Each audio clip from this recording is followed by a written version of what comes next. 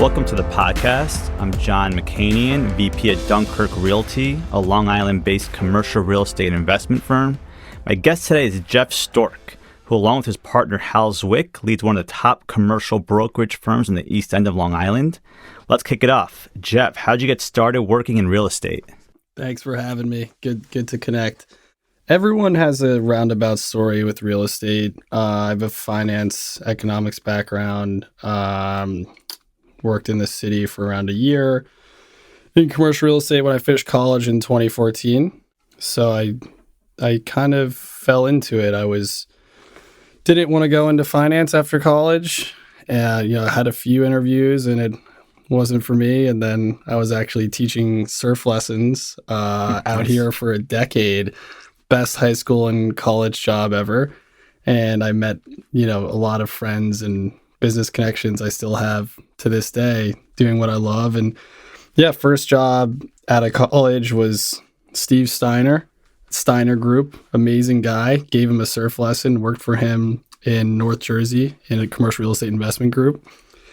And then decided I just wanted to be out of Manhattan, and I came out to the Hamptons basically thereafter. At that time, there weren't a lot of young people in brokerage out here. I think it's really caught on in the last few years. At the time, I had some friends who were, just getting started at Bespoke and some of the luxury stuff, and got intrigued. I moved out here because I spent every summer of my life, and I knew I loved it out here. And then, I started quickly to see the real estate opportunities. My father was a finance guy, an equities trader, and, I was always kind of geared that way. He did some spec stuff out here over the years. And pretty quickly after moving out here, it just started to snowball, got involved in some spec projects in my first couple of years, putting together some groups of investors and doing some building projects and doing the residential brokerage, and sold an oceanfront house my first year, and it was just off to the races, and kind of feels like a blink, and then 8 years go by, and now it's just, really, really grateful for everything. Awesome. Sounds good. And for those of us outside the area, most of the commercial real estate market on Long Island is, calling it from New Hyde Park to that kind of Yaphank, Medford area. This is a whole different market, for most of us out west. So maybe give an overview of the commercial market in the Hamptons and the East End more broadly. What are the kind of main drivers? What areas are there to kind of hone in on for outside investors? What are your general thoughts on the market out here? Yeah, so I started working for Hal Zwick about 4 years ago, made a full shift to the commercial side after doing the residential. The main drivers out here, it's a niche market. It is hard to get into. It's usually expensive. You have to know the right people to get the right deals where you're going to make money on the buy. I feel like for years, actually, like Hal's been doing this for 20 years. In the beginning, it was just a lot of one-off high net worth individuals who say, I want to buy a Gucci building on Main Street because it's a safe place to park my money. They know how insular of a market this is. I think that's changed the last 5-10 years. You're seeing more like institutional money, more companies like Dunkirk, more systematic approaches of actual investment groups actively looking out here.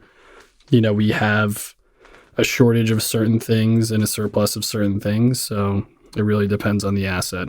Right. That makes sense. And, the luxury market here is obviously legendary. As we're recording this, a big transaction was announced a day or two ago.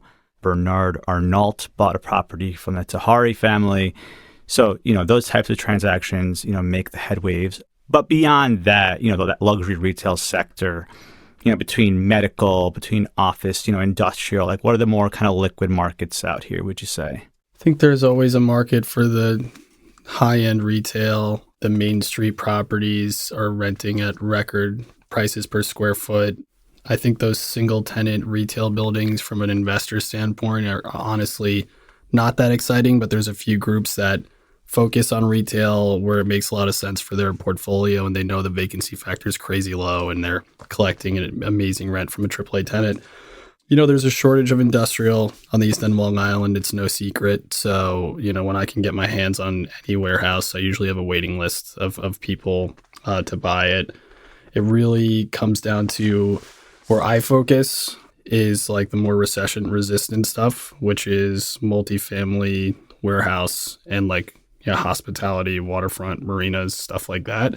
I think that has an audience no matter what's going on globally in the economy, just because there's such a shortage of apartments, there's such a shortage of warehouse space. If I have an apartment become available in one of our properties, there's a waiting list, and the same goes for the warehouse stuff. So I think that's a really transactional, desirous space to be in. The retail always commands an audience, and then we have high-end restaurants and crazy hospitality groups coming out here, and major hotel properties that are impossible to get to, but we'll trade. We'll see a couple big trades every year, so it's situational. But I think Hal focuses on everything, but he really is very focused on high-end retail, restaurants. He's done more restaurant deals than anyone on the East End, retail as well.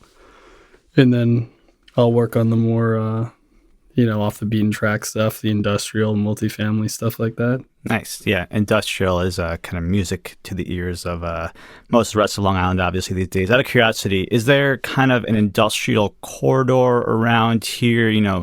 I just saw today the big wildflower project out in Yaphank. Curious if they're planning on servicing the East End, the Hamptons area with that project, or is that too far west and there's kind of more local properties out here that kind of better served that local consumer base? Yeah, it's a good question. Seeing massive industrial development in Calverton and Yaphank, I've dealt with the wildflower guys. They're great guys.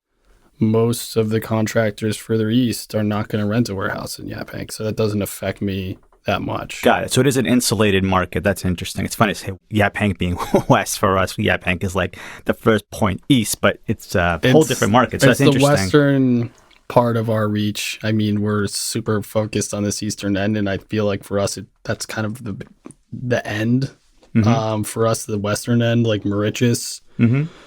Doing some stuff in Mauritius and Eastport. Yaphank, not as much. We do have some stuff going on in Riverhead and the North Fork, but I think there's a massive contractor contingency in the Hamptons. There's tremendous construction. There's great contractor companies. There's literally 1,000 general contractor companies. Wow. They are not going to rent the space in Yaphank. They need it out here, and it's very hard for them to find it.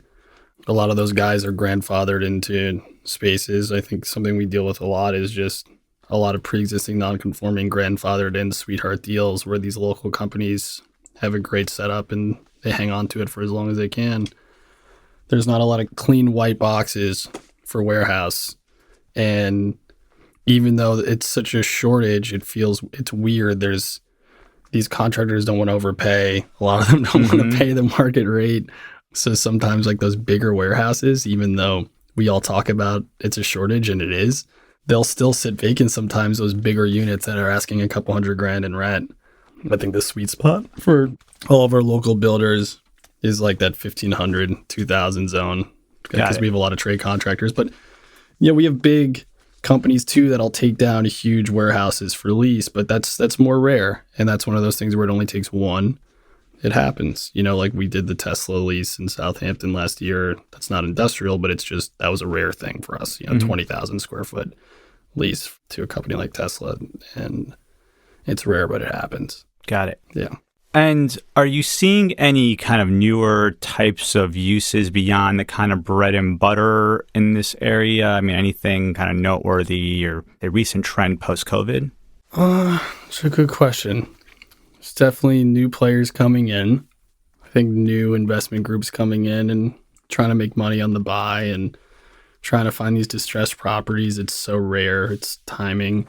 We're getting a lot of cannabis calls. Oh, you are? Interesting. For years now, and nothing has come to fruition, and we're honestly not allocating much of our time towards that. Is that mostly because of the land is rare out here for that type of use? What's the bottleneck there? It's the zoning. I mean, it's such a new frontier to get into. The Southampton town has opted in, but there's specific green zones. So we have, I guess they just approved like 30 dispensaries, and we're sending our listings to some guys who reach out, but that's new. But the world definitely changed from the pandemic. It changed out here. Yeah, we had an increased demand for office, but I hear in Manhattan, all the AAA office is renting and a lot of the mid-grade stuff is sitting. It's actually very similar out here for the people who do rent office. If it's super renovated and very nice, it'll rent quickly. If we have a lot of depressing, like mid-grade peripheral office stuff that's sitting around, there's more demand for smaller office units. So guys building, just like a one-off little 200 square foot renovated office unit, for those will rent quickly. The bigger office stuff has been sitting, but the pandemic really increased our office demand. Now it's gone back down. We think that the pandemic caused like a 15% population bump full time, now that a lot of people have gone back, but a lot of people have stayed. And every winter leading up to the pandemic, it gets busier every year out here year round. So that was happening regardless of the pandemic. We also had like 50 art galleries come out during the pandemic because they couldn't open, and a lot of them have gone back. Luckily, a lot of the prime gallery space that was vacated has leased to like major national retailers. Interesting. Yeah. Yeah. It's, you brought up an interesting point. It's one thing that I think is on the mind of a lot of people is what's been the net effect post-COVID, right? Obviously, during COVID, the Hamptons was, a haven for a lot of people to move out east. I think you mentioned 15% kind of bump in population, but then there's been some kind of flow back. So if you had to quantify the kind of net, percentage that remained, would you still say that there's been definitely a uptick in the number of people who have stayed out here that perhaps wouldn't have had COVID not happened? Or what's your read on that? Yeah, no, I think there's people who want to be out here all year. The schools are an issue for some of our clients. There's great schools out here, but it's not Manhattan. I certainly hope to send my kids to school out here, but I understand it's not Manhattan. People are coming out every weekend of the year. There's so many of our clients who are like, I need to get out of the city every weekend. I don't care if it's February, and come to my house in Bridgehampton or whatever. So I feel like just that year-round, and Hal and I were saying this before the pandemic, that year-round population, weekender population increase is real, and it's helped a lot of the businesses. So yeah. By the way, on the flip side of that, you see the one-off article here and there about, tension between the locals out here, and they don't like the traffic increases and stuff like that. Is that just kind of overblown, or would you say most people are pretty amenable to it? It's totally case by case. Every local, not saying that I am local, I don't know what I am, transplant, whatever, will complain at some point of the year, having a bad day, get cut off on the road. But I think the overall consensus in the local business community, all the local business owners we deal with, we sell a lot of just businesses as well, separate from real estate. And just being with a finger on the pulse of that business community, ultimately it's a net positive. We're all grateful to have, our businesses wouldn't exist without that summer population. And I think for most of the business owners, they realize it's a net positive. Right. And it can get crazy out here, but for 3 months, you just try to avoid it when you can and dip your toe in when you want to. Right. Yeah. Makes sense. Yeah. And how would you distinguish from an investment perspective, let's say someone coming in from outside the area, they're trying to get a handle on, between West Hampton, Southampton, East Hampton, how would you distinguish those submarkets from an investment perspective? Yeah, I was thinking about that on the way over. It really depends on the investment. I mean, I always keep saying making money on the buy. I mean, that's such a big part of it. I think you can make money on the buy in any community out here. Eastport to Montauk, the North Fork, you can make money on the buy at the right time. But, I live in East Hampton. Hal lives in East Hampton. We feel that actually more of our business is in Southampton because it's just a bigger commercial landscape. So we're doing more in Southampton currently, I guess. It's hard to quantify it. There's a lot going on, but it does feel like there is more demand for leasing on the industrial side in Bridgehampton and Southampton because it's more centrally located. Like the industrial stuff in East Hampton is you're in East Hampton. Like you're not going to hit all the communities if you have a warehouse in East Hampton, whereas you could in Bridge or South.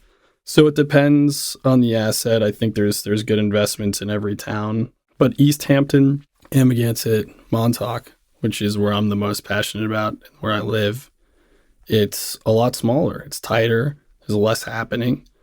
There's more to be done in Southampton, Hampton Bays, that zone. There's just a broader landscape, and, we're excited to be working there as well.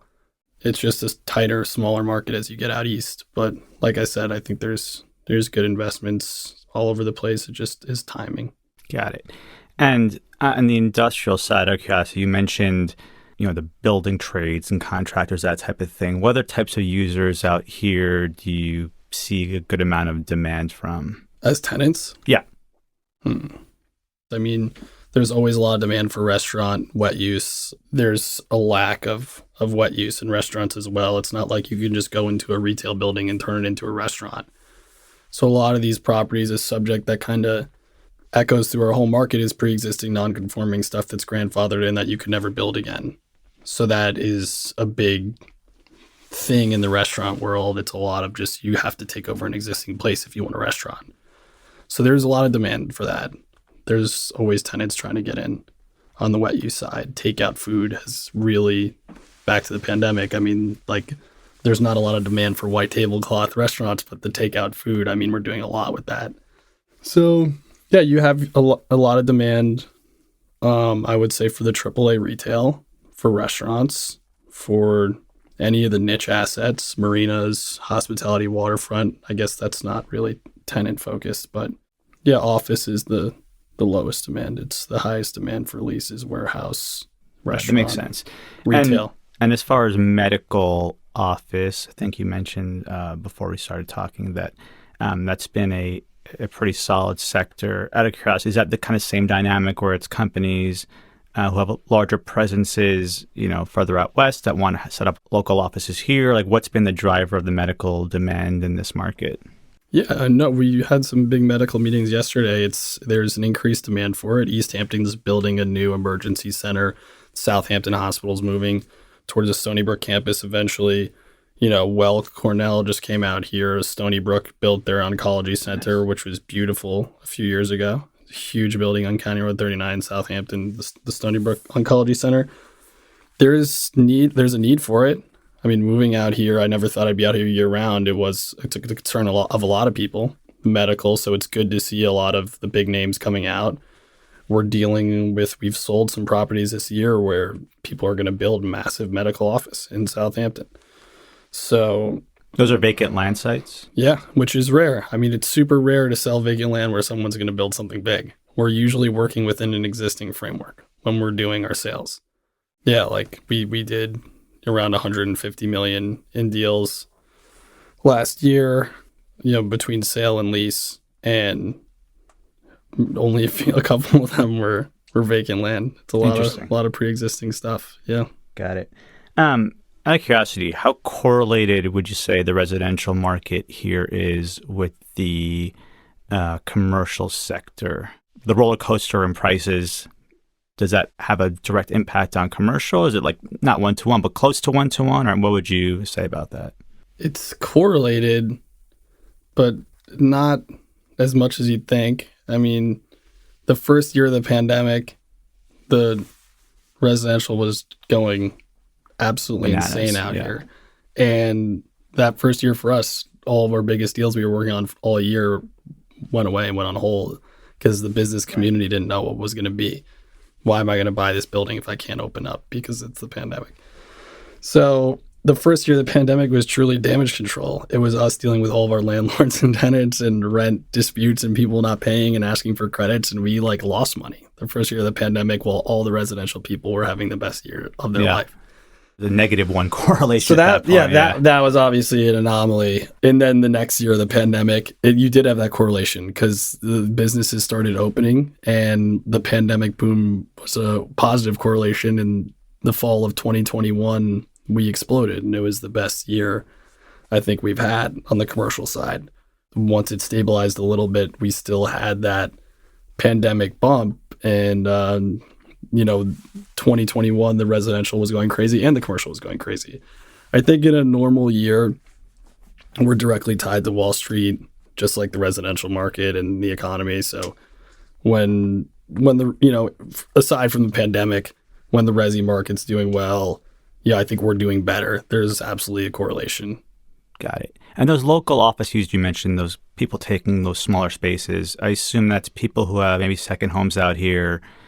They don't need to take on a huge office space. They're not going to take a WeWork, but they're probably going to take a smaller space to work out of locally. That's probably driving a lot of demand. People can be here year round and they just want a smaller office space that they don't have to go into the city for. Yeah, no, that's what it was. Finance guy would pick up his phone during the pandemic with kids screaming in the background and call Hal and I and be like, "You hear this? Like, get me out of here. I need a little space." So yeah, that's absolutely right. Actually, a lot of our prime second floor office space, 500 to 1,000 square feet, nothing crazy. It's getting taken down by hedge fund guys. Interesting. Compass just did a really nice office in East Hampton, but a lot of the real estate offices are realizing they don't need all the space. A lot of them are downsizing. The banks as well. They're not as big spaces as they used to be out here. Right. The world has changed. They're working remotely. Right. And let's touch on multifamily quickly. I know that's a demand here for that workforce housing. Obviously, a lot of people are, servicing the local community here, but there's a dearth of that affordable space. So what is going on in that multifamily market? Are there any pockets of growth or opportunities here? Or is it most of the towns are pretty much against it? You hear so many people in the town talking about it, and I'm very active in the space, like selling it, renting it, dealing with local tenants. I speak fluent Spanish. It's something that's near and dear to my heart and something I spend a lot of time working on, and something that's also financially made a lot of sense for me.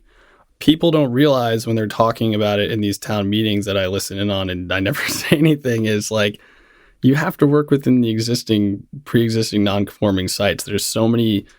I have, people are saying there's no multifamily, but I have stuff. They just don't realize. And usually people are looking, I want to build a massive apartment building. No, there's a bunch of 10-unit buildings. There's a bunch of 5-unit buildings that just need the right ownership and the right leasing program and need to be positioned properly. Right, but most developers are probably thinking in order for the numbers to work and to scale properly, they need, a larger number of units for new product. For existing product, you can make, a 10-unit make sense all day. Right? A lot of developers and a lot of people who called us, and the hotel groups included, we don't have the amount of keys that's needed for it to make sense for them. But we have those guys who are a little more mobile, a little smaller, who are buying those 4-unit properties, increasing rents, and they're increasing rents, and the people that are coming in are still I'm so grateful. I couldn't find anything else. I couldn't find a 1-bedroom apartment for $3,000 a month. Thank you so much. Please take my money and don't call back the other 20 people that are calling you. So I think we need to just as a community position better these assets that are grandfathered in. We're on this residential road in East Hampton right now in this studio, and randomly there might be a building 5 doors down that's a 4-unit that's just run down, could use a renovation, could use a better leasing program.